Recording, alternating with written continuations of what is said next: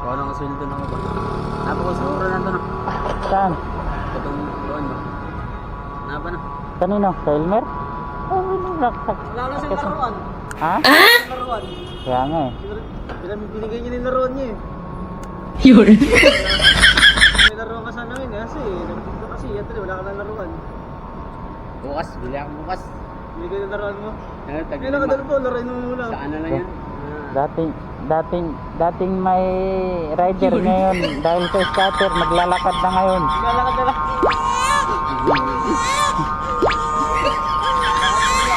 Kaya yung scatter pahamag talaga yan ano.